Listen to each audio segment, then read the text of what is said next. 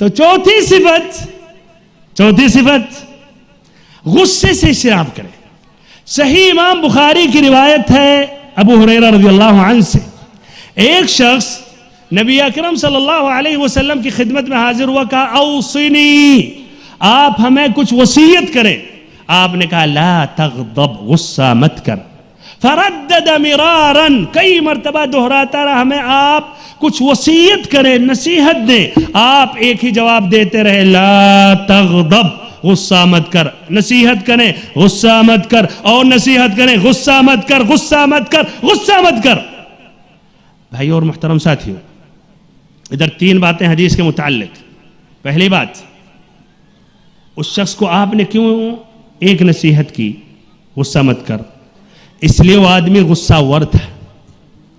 دوسری بات، وہ آدمی اتنا حریص تھا اور نصیحتیں چاہ رہا تھا اور وصیتیں مانگ رہا تھا اور وصیتیں سننا چاہ رہا تھا، لیکن آپ صلی اللہ علیہ وسلم صرف اور صرف ایک ہی نصیحت اس کو آپ دیتے رہے، دہراتے رہے. کیوں؟ بھائیو توجہ چاہتا ہوں، اس سے اہمیت ظاہر ہو رہی ہے. یہ ایک وصیت میں حقیقت میں بے شمار وصیتیں ہیں. جو آدمی اپنے غصے پر کنٹرول کر لیا تو حقیقت میں بہت سے شر کے دروازوں کو اس نے بند کر لیا. آج قتل کے پیچھے، طلاق کے پیچھے، پھر اس کے بعد حلالے کے مسئلے اور فتنے، پھر ایسے ہی جو فتنوں کی دیواریں ایک معاشرے میں، ایک فیملی میں قائم ہو جاتی ہے، اتنی لمبی اونچی اور مضبوط دیوار کہ پھر مرتے دم تک وہ دیوار گرتی نہیں. اس کے پیچھے کیا ہے؟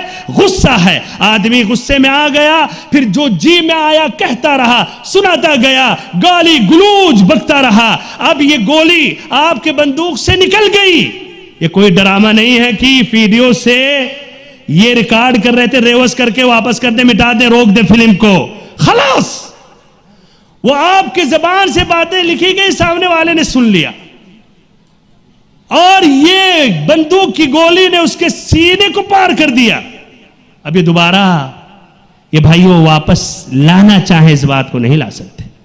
اسی لیے عقل مند کی ایک اہم پہچان ہے کہ وہ غصے سے اجتناب کرتا ہے. دوسری حدیث صحیحین کی ابو ہریرہ رضی اللہ عنہ سے، آپ صلی اللہ علیہ وسلم نے فرمایا لیس الشدید بالسرعہ انما الشدید الذی یملک نفسه عند الغضب. پہلوان، طاقتور وہ نہیں ہے جو کشتی میں کسی کو پچھاڑ دے، گرا دے، بلکہ عقل مند وہ ہے جو غصے کے وقت اپنی نفس پر قابو پا لیتا ہے.